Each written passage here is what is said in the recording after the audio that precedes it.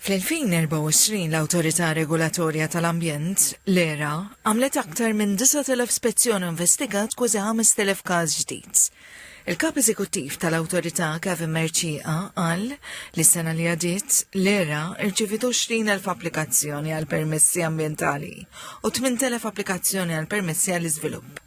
Għalin sab gburi bil-bidla kulturali li saħed fl-manager tal-iskart. Il-nota titjib notevoli fi separazzjoni l-manager tal-iskart. Bitnaqis ta' 23% fil-borza s-sewda, zida ta' 31% fil-borza bajda u zida ta' 20% ta' riċiklaġġ ieħor.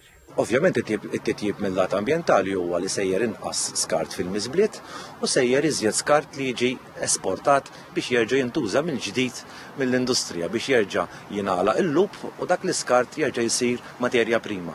Jiġi riċiklat, il-plastik pereżempju, il-karta li ħġieġ jerġa' jiġi riċiklat u minflok jintrema ġo xi miżbla jispiċċa ovvjament użat mill-ġdid.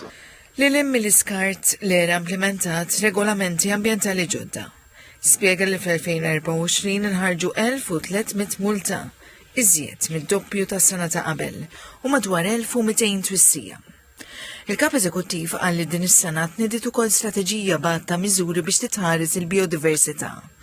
Żied li matul is-sena li għaddiet l-ERA żiedet 5 siti ġodda, Xrob Laġin, il-Qortin ta' Eżopu, Ħondoq ir-Rumin, il-Ħinejja u l-Ġebla tal-Fessej, bħala żoni speċjali ta' konservazzjoni. L-affarijiet iġibu l-isfidi magħhom għax issa inti qiegħed tipproteġi, inti trid tassugura ruħek li qiegħed timplementa dawk il-miżuri u li on the ground qed ikun hemm il-tibdiliet li hemm bżonn.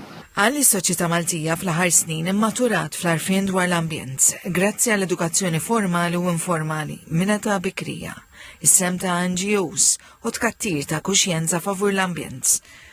Imma l-arfin dwar l-ambjent sostenibli qed ikun biżżejjed biex ilaħħaq mal-iżvilupp? Jiena nemmen li miexja in parallel magħha. Ovvjament il-fatt li ikun hawn dawn il-kontroversji anke fuq il-medja fuq kwistjonijiet ambjentali naħseb jiena huwa prova minna nnifisha li l-kuxjenza ambjentali qiegħda hemmhekk u n-nies iridu l-bidla u n-nies iridu ambjent aħjar.